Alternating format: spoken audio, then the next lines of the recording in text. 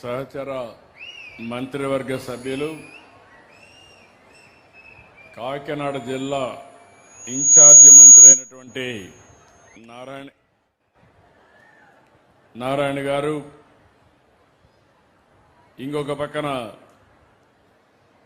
ఇక్కడ పార్లమెంటు సభ్యులు గౌరవనీయులు శ్రీ శ్రీనివాస్ గారు, ఉదయ శ్రీనివాస్ గారు, గౌరవ పార్లమెంట్ సభ్యులు సానా సతీష్ గారు, స్థానిక శాసనసభ్యురాలు, ఇప్పుడే మీరు చూశాను ఆ అమ్మాయి లేయంగానే గట్టిగా చప్పట్లు కొట్టి మీరంతా అభినందించారు. బాగా పనిచేస్తా ఉంది. మొదటిసారి ఎమ్మెల్యే అయినా మీ అందరి మన్నలు పొందడానికి రాత్రింబగుళ్ళలో పనిచేసినటువంటి యనమల దివ్య గారు, అదే మరి ఇక్కడ జిల్లా కలెక్టర్ అయినటువంటి హరేంద్ర ప్రసాద్ గారు, గౌరవనీయురాలు ప్రిన్సిపల్ సెక్రటరీ కరుణ గారు, ఇక్కడే నా పక్కన ఇద్దరున్నారు. ఇద్దరు కుటుంబాలను మీరు చూస్తే ఇప్పుడే నాగవాణి విషయం చెప్పింది, బంగారు కుటుంబం. ఇంకో పక్క వరలక్ష్మి రెండో బంగారు కుటుంబం.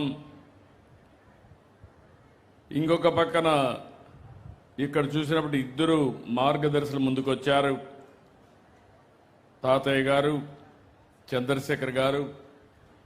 అంటే అందరినీ మాట్లాడించలేం, కానీ మీలో చైతన్యం తేవడానికి ఏ విధంగా చేయబోతున్నా చెప్పడానికి వాళ్ళు మాట్లాడిచ్చాను. ఇంకొక పక్కన నా పక్కన కూర్చున్నటువంటి ఇద్దరిని మీరు చూస్తే, ఒకటి లోవమ్మ గారు, ఈరోజు ఆ అమ్మాయికి పెన్షన్ వస్తుంది. ఇంకొక పక్కన సత్యనారాయణ, అతనికి కూడా పింఛన్ వస్తుంది. నా పక్కన వాళ్ళందరినీ మీరు చూస్తే ఎమ్మెల్యేలు, ఎంపీలు, మంత్రులు ఆ పక్క కూర్చున్నారు, నా మధ్య మాత్రం వీళ్లే కూర్చున్నారంటే నా ఆలోచన అంతా కూడా వీళ్ళ మీదనే ఉంటుందని చెప్పడానికే ఇది చేస్తున్నామని చెప్పి కూడా నేను మీకు తెలియజేస్తున్నా. ఈరోజు పేదల సేవలో పింఛన్ల పంపిణీ చామవరం నాకు ఎప్పుడూ గుర్తుంటుంది. నాకు మొదలు తారీఖు వస్తానే గుర్తొచ్చేది, పేదలకి ఏం చేయాలి, ఎట్లా మిమ్మల్ని పైకి తేవాలని ఆలోచిస్తాను. అదే సమయంలో ఈ తుని నియోజకవర్గం ఒకప్పుడు తెలుగుదేశం పార్టీకి కంచుకోట. ఆ రోజు యనమల రామకృష్ణ గారి యొక్క ప్రాతినిధ్యం. రాష్ట్ర రాజకీయాల్లో అన్ని విధాల మన నాయకుడు ఎన్టీ రామారావు గారు పార్టీ పెట్టినప్పటి నుంచి తిరిగి ఆయన యాక్టివ్ పాలిటిక్స్లో ఉన్నంత వరకు గెలుస్తూనే వచ్చాడు. కానీ ఎప్పుడైతే ఆయన ఇండైరెక్ట్ ఎలక్షన్స్ అనుకున్నాడో అప్పుడు నియోజకవర్గం దెబ్బతినింది. ఇప్పుడు దివ్య గారు వచ్చారు. నాకు ఏమాత్రం అనుమానం లేదు, రాబోయే రోజుల్లో తుని నియోజకవర్గం తెలుగుదేశం పార్టీకి కంచుకోటగా, ఎన్డీఏకి కంచుకోటగా ఉంటుందని చెప్పి నేను మీకు తెలియజేస్తున్నా. ఈ నెలే 4వ తేదీ ఎన్నికల ఫలితాలు వచ్చాయి. ఈ నెలకు ఒక విశిష్టత ఉంది, ఒక హిస్టారికల్ మంత్ ఇది. ఆ రోజు మీరందరూ చూశారు, ఒక విధ్వంస పాలన, నవ్వాలంటే నవ్వడానికి కూడా వీలు లేని పరిస్థితి, ఎవ్వరు కూడా ఫ్రీగా తిరగలేని పరిస్థితి.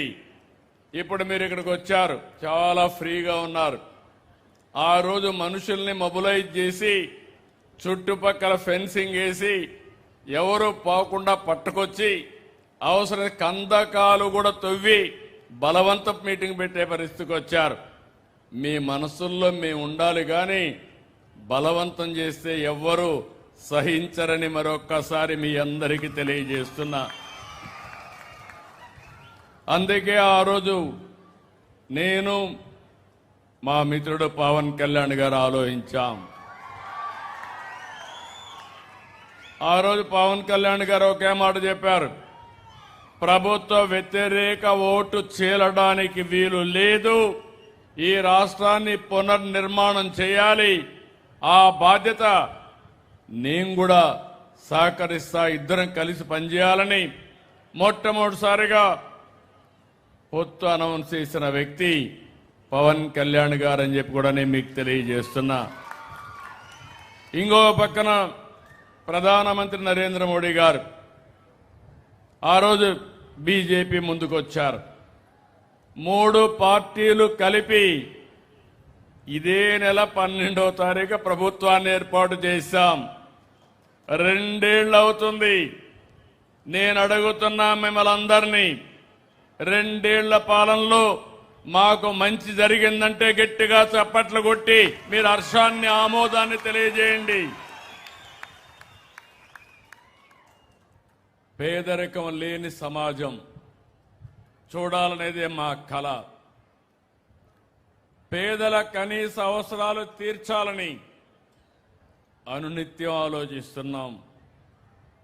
అందుకే దేశంలో మరే ఏ ప్రభుత్వం కూడా ఈ సాహసం చేయలేదు.